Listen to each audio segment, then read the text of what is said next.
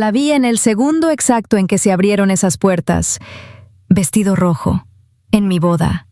200 invitados, rosas color crema por todas partes, un cuarteto de cuerdas tocando algo suave y carísimo, y mi hermana mayor caminando directo por el pasillo central, como si ella hubiera pagado el salón. No estaba invitada. Ni siquiera se suponía que supiera dónde era. Yo había cambiado el lugar 2 veces, pagado recargos por urgencia, reorganizado transporte, movido asientos, rehecho todo, específicamente para mantener a Daniel lejos, y aún así me encontró. Mi dama de honor me apretó el brazo tan fuerte que las uñas atravesaron el satén y se me clavaron en la piel. Encontré el moretón 3 días después, morado y con forma de 4 dedos, y pensé, esa fue la marca más honesta que me dejó ese día. No podía moverme, ni siquiera podía tragar, porque Daniel no se veía descontrolada, ni borracha, ni desesperada. Se veía preparada, peinado impecable, maquillaje perfecto, la barbilla en alto. Tenía esa cara serena y ensayada que pone cuando está a punto de arruinarle la vida a alguien y aún así lograr que ella parezca la víctima. Se detuvo en medio del pasillo. Esperó lo justo para que todas las cabezas del salón giraran hacia ella, y luego gritó: «¡Él me embarazó! ¡Tu novio me embarazó! ¡Y después me pagó para que desapareciera!». La música se cortó a mitad de una nota.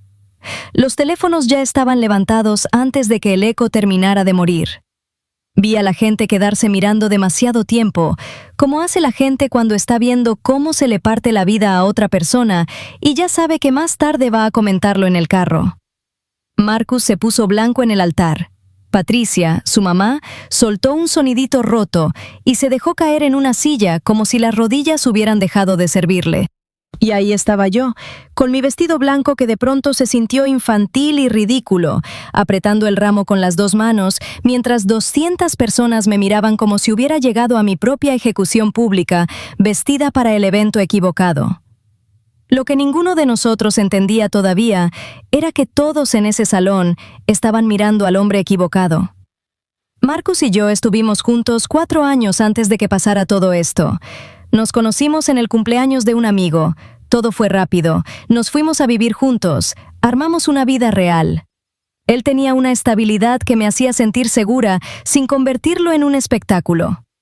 Me propuso matrimonio un martes en la mañana, en nuestra cocina, porque dijo que estaba cansado de esperar el momento perfecto, cuando estar conmigo ya se sentía como uno. Ya sé cómo suena eso ahora. Créeme, lo sé. La familia de él tenía dinero como otras familias tienen clima, constante, moldeando todo alrededor sin necesidad de mencionarlo jamás. Su padre, Richard Calloway, era abogado corporativo, de esos hombres cuya reputación la gente decía completa, como si el puro nombre abriera puertas. Su mamá, Patricia, vivía metida en ese mundo pulido de comités benéficos donde todo el mundo tiene el cabello impecable, la voz baja y sabe parecer compasivo sin ensuciarse nunca. Fueron corteses conmigo desde el principio, pero era esa cortesía medida que usa la gente rica cuando todavía está decidiendo si un día vas a avergonzarlos. Mi familia era lo contrario. Mi mamá nos sacó adelante sola después de que mi papá se fue cuando yo tenía 9 años. Limpiaba casas, trabajaba turnos dobles, estiraba cada peso. La quiero. También sé exactamente en qué me falló.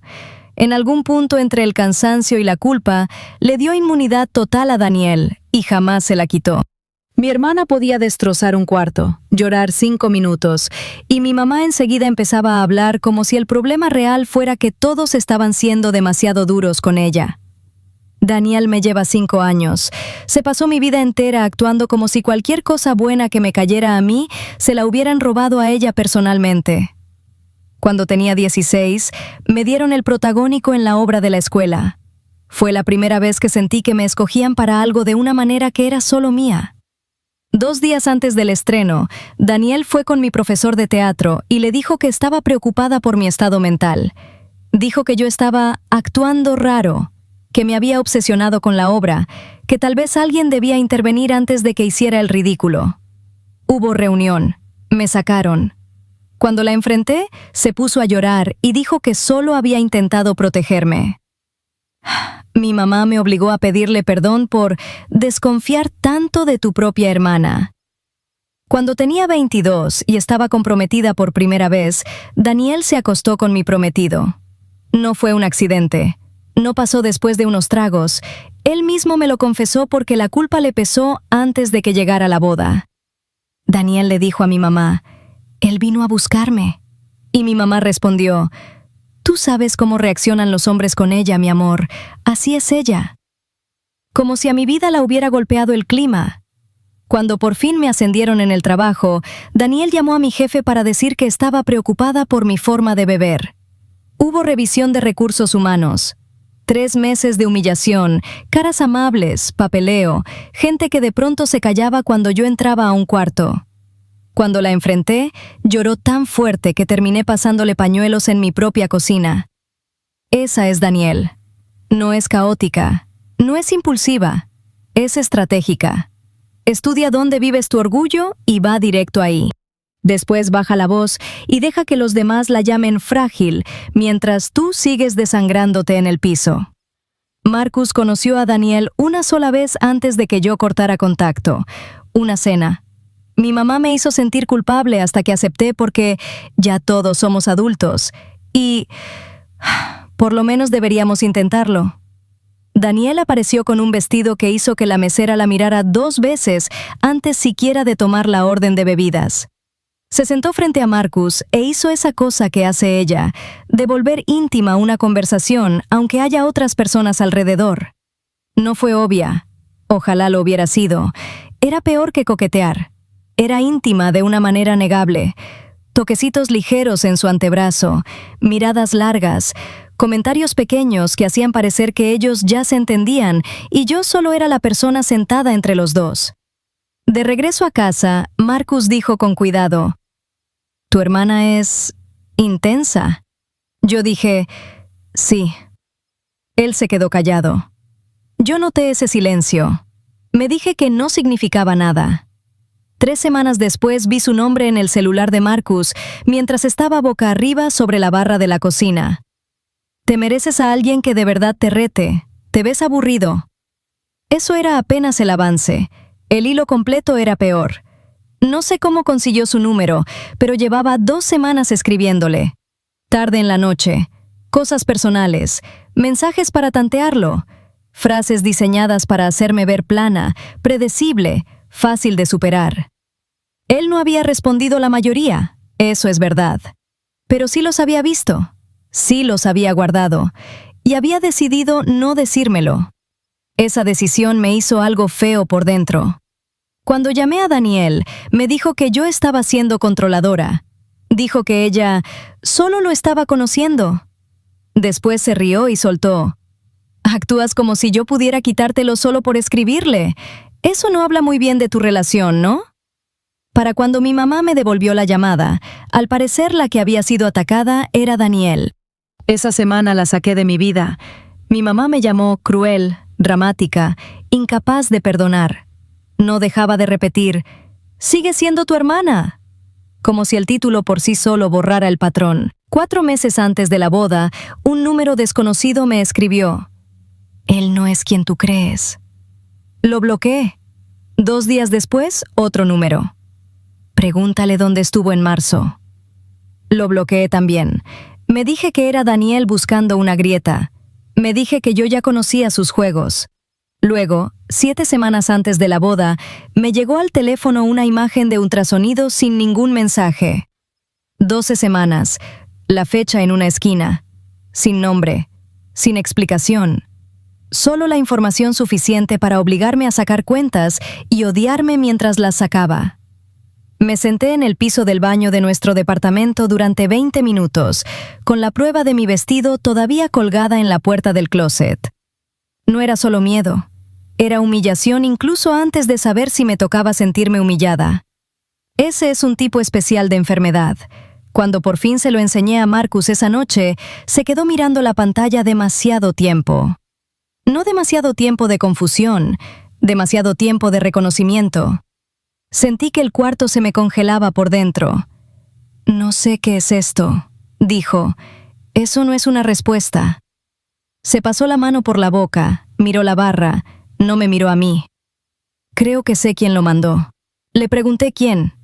No quiso decir el nombre de Daniel, solo dijo que a él también le habían llegado mensajes, amenazas, cosas raras.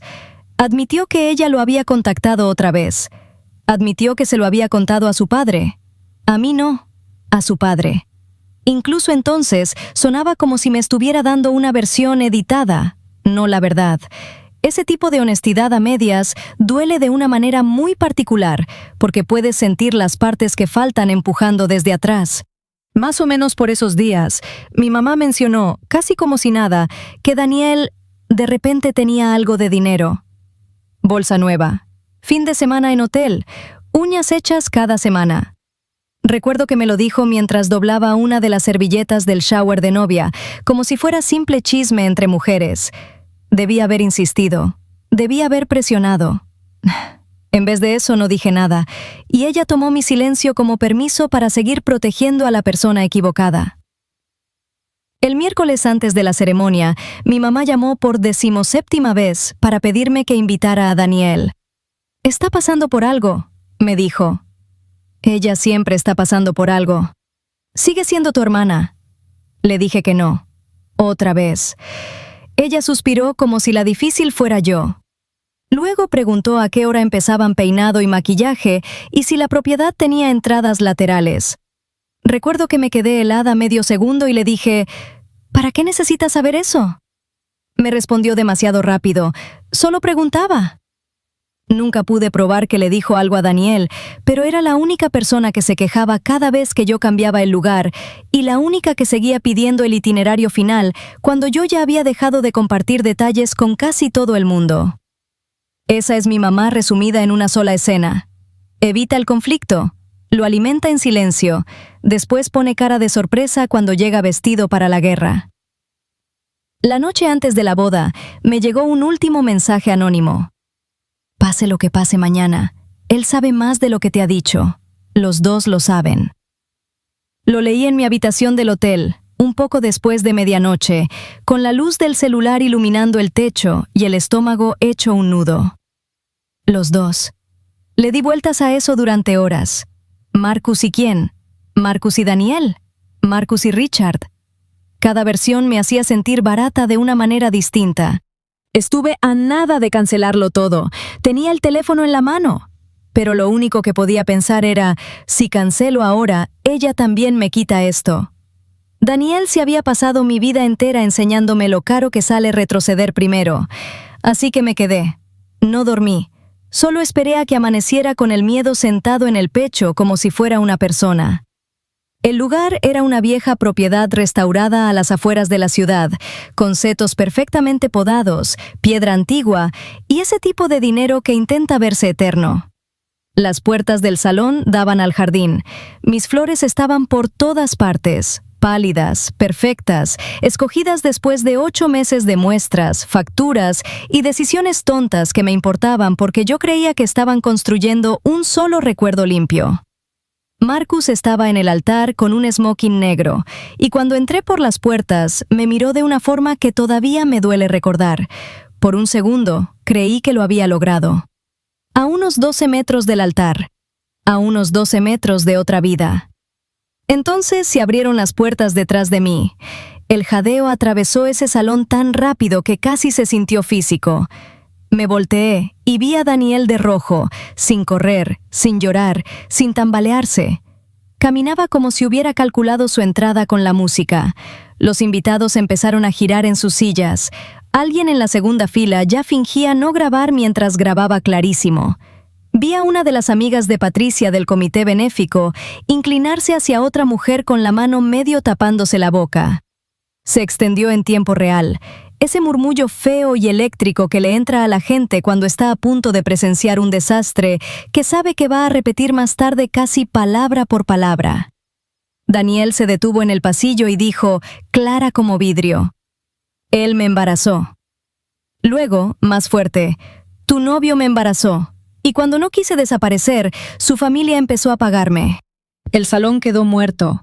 salvo por el aire acondicionado y la respiración de Patricia, que se había vuelto corta y afilada. Se le fue todo el color de la cara.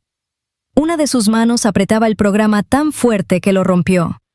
La wedding planner se congeló cerca del fondo con esa sonrisa profesional fija que usa la gente cuando sabe que ninguna capacitación cubre algo así. Luz plateada de velas, flores importadas, mármol pulido, miles y miles de dólares en gusto, postura e imagen, y en medio de todo eso, mi hermana arrastrando algo sucio por encima con las dos manos. Miré a Marcus. Se veía en shock.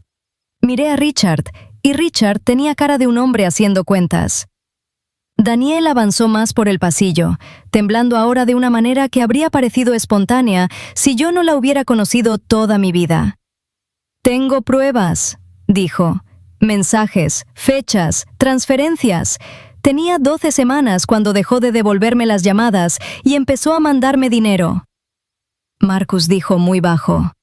«Eso no es verdad». Ella le respondió de golpe. «Entonces, ¿por qué aparece dinero de una cuenta de Chase ligada a tu familia en mis movimientos bancarios?» Ni siquiera lo miró cuando lo dijo. Ya estaba actuando para el público, asegurándose de que ninguna cabeza dejara de verla. Luego me miró directo a mí y suavizó la cara como si me estuviera haciendo un favor. «No te quedes ahí vestida de blanco fingiendo que contigo sí fue distinto. Nos mintió a las dos».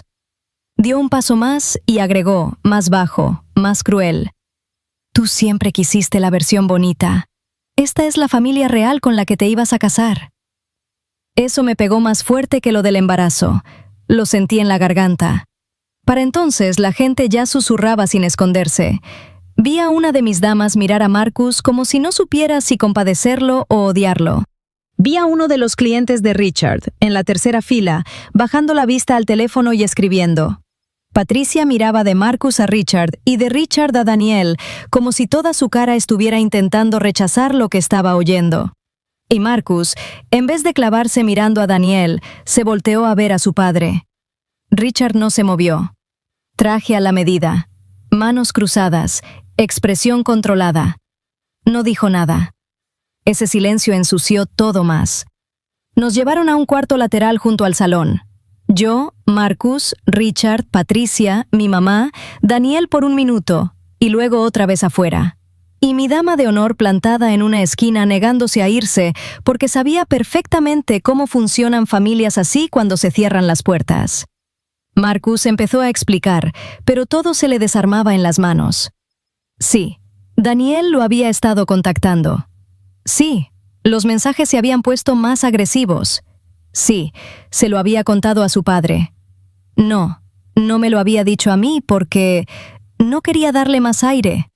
Lo cual sonó noble como 2 segundos, hasta que entendí que había confiado esto en su padre antes que en la mujer con la que estaba a punto de casarse. Entonces dijo la frase que me heló la sangre. Dijo que ya se había encargado. Le pregunté qué significaba eso, de qué exactamente se había encargado Richard. Marcus miró al piso.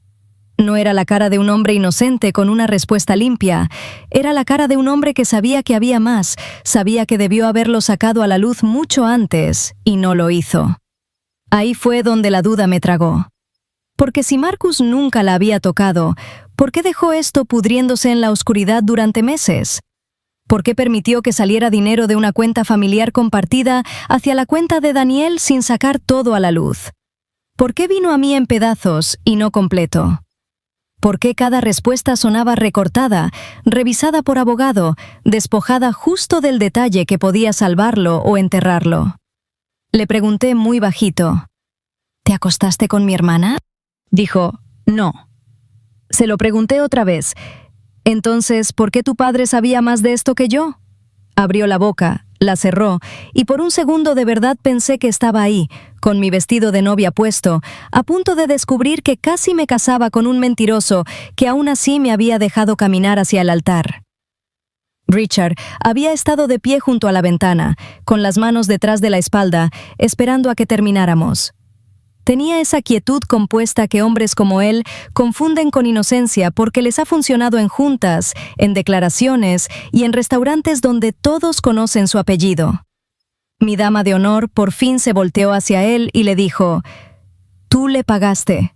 ¿Por qué le pagarías si tu hijo no tenía nada que ver?» Hubo una pausa. No de confusión, de elección. Entonces Richard dijo: «Porque me dijo que no tenía a quién más acudir». El cuarto cambió. Así no habla un hombre de la futura cuñada de su hijo, a menos que ciertos límites ya se hayan cruzado en privado. Ese no es el lenguaje de un padre apagando mensajes molestos. Ese es el lenguaje de la intimidad, de conversaciones secretas, de una mujer confiándole cosas a un hombre al que jamás debió estarle confiando nada. Marcus volteó a ver a su padre lentamente, como si el movimiento doliera. Patricia dijo, apenas por encima de un susurro: «Richard». Él no le respondió. Solo se quedó ahí, en esa calma imposible, y de alguna manera eso fue peor que si hubiera gritado. Mi dama de honor fue a traer de nuevo a Daniel. Cuando Daniel entró a ese cuarto y vio a Richard ahí de pie, algo pasó entre los dos tan rápido que casi no lo notó. No era romance, no era ternura, era reconocimiento. Esa mirada enferma y cansada de dos personas que llevaban demasiado tiempo atadas en secreto y de pronto entendieron que el cuarto por fin las había alcanzado. Marcus le preguntó directo: «¿Ese bebé es mío?» Daniel no respondió. Miró a Richard. Richard dijo muy bajo: «Diles la verdad, Daniel». La cara de ella cambió. La actuación se le cayó de encima.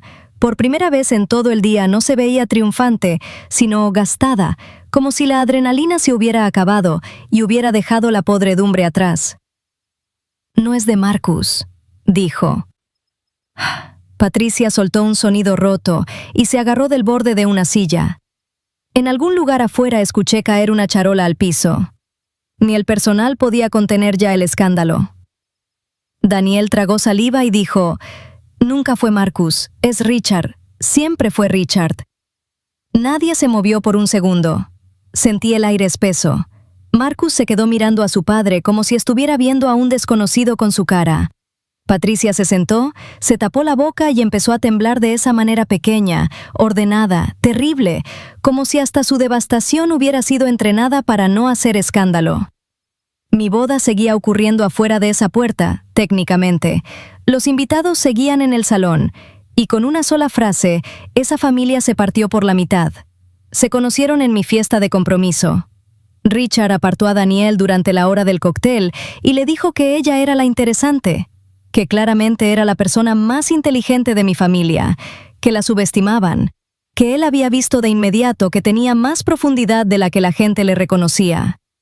Mi mamá estaba hablando con los del catering a 3 metros de distancia. Patricia estaba discutiendo centros de mesa. Él ya estaba haciendo su trabajo. Esa es la parte que la gente no entiende cuando habla de hombres como Richard. Él no perdió el control, no se descuidó.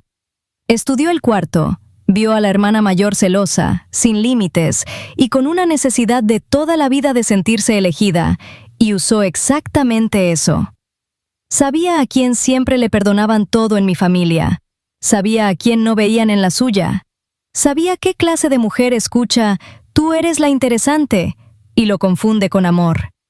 Se vieron 6 veces después de eso. Hoteles lo bastante lejos como para no toparse con nadie por accidente.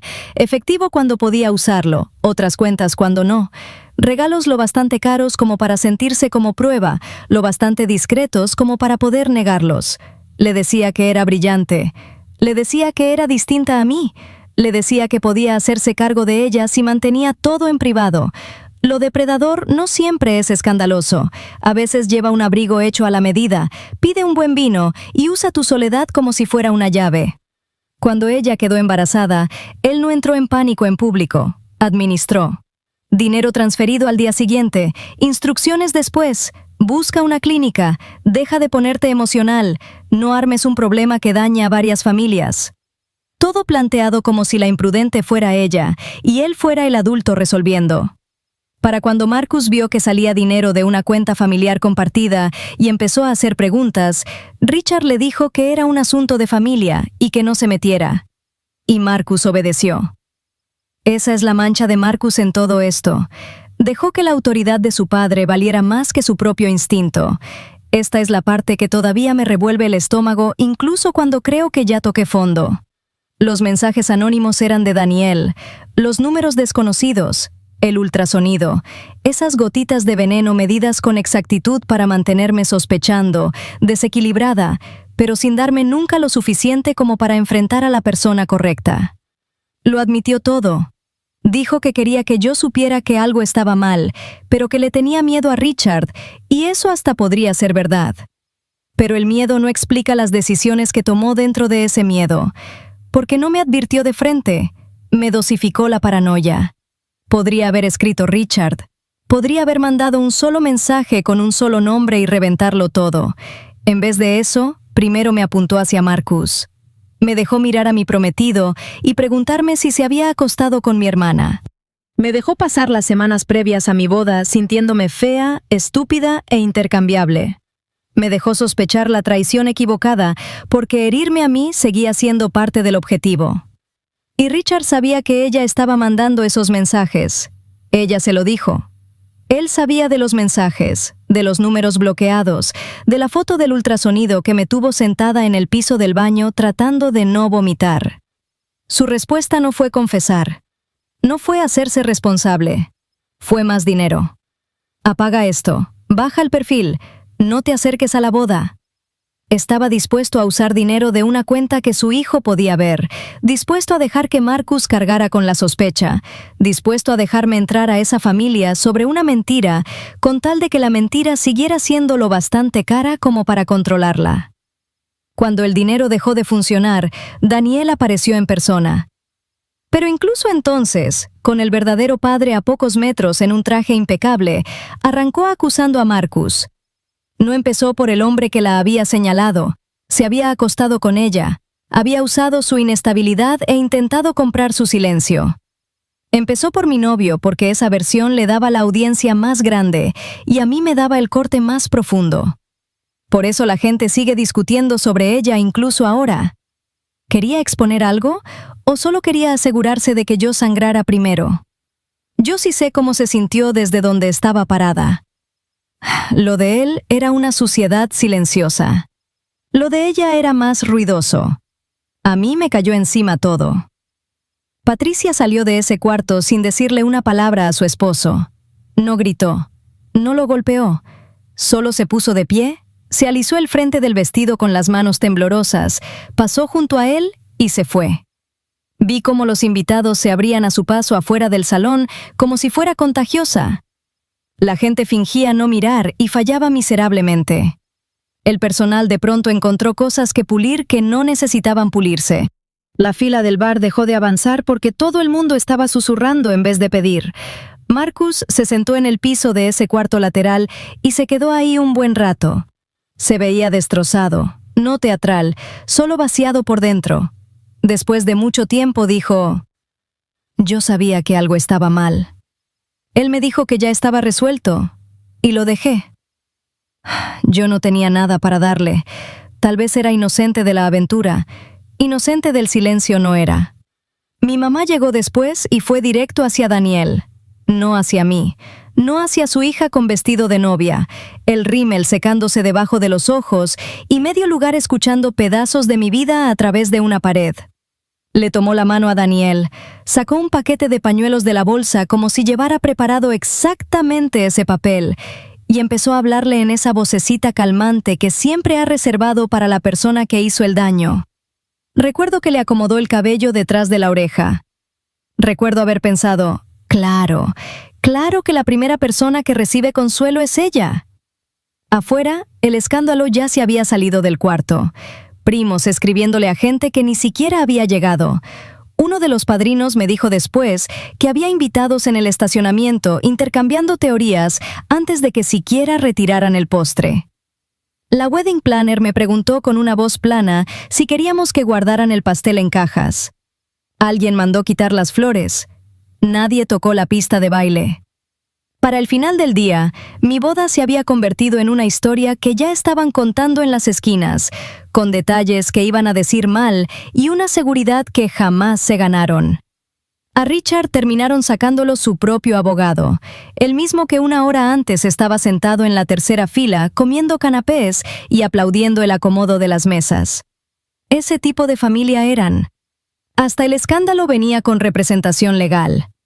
Las flores eran hermosas, la comida era carísima, las fotos de antes de la ceremonia todavía parecen de una boda de lujo. Casi esa es la parte más cruel. Desde afuera siguió viéndose elegante durante exactamente 5 minutos, antes de convertirse en esa historia que la gente va a sacar durante los próximos 10 años cada vez que alguien diga el apellido Calloway. La gente me pregunta a quién odio más. Daniel se pasó mi vida entera tratando mi felicidad como si fuera una provocación. Llegó a mi boda vestida para que la vieran, calculó su entrada, usó las lágrimas como arma y apuntó primero a Marcus porque sabía que esa versión me iba a humillar de la manera más íntima, no solo como novia, como hermana, como mujer. Quería verme ahí, vestida de blanco, mientras un salón lleno de gente se preguntaba si mi hermana mayor se había acostado con mi novio antes de que yo me casara con él. Eso no es un accidente del dolor. Eso es una decisión. Pero Richard se quedó ahí y dejó que pasara. Dejó que su hijo cargara la acusación en la cara. Dejó que su esposa se rompiera en público. Me dejó parada frente a 200 personas sintiendo cómo mi vida se volvía barata, mientras él calculaba la frase más pequeña posible. Tenía dinero, estatus, calma, reputación y esa clase de autocontrol ensayado que la gente confunde con carácter. Debajo de todo eso, había un hombre que vio a una mujer celosa, inestable, y la usó, le pagó, y después se escondió detrás del apellido de la familia, mientras la persona equivocada recibía el primer golpe. Así que elige a tu monstruo, supongo. La hermana que le prendió fuego al cuarto porque no soportaba verme tener algo intacto, o el padre que construyó todo sobre secretos y se quedó ahí, en un traje perfecto, mientras todos los demás se ahogaban con el humo. Richard era la podredumbre debajo del piso desde el principio. Silenciosa, estructural, invisible. Hasta el momento exacto en que todo se dio,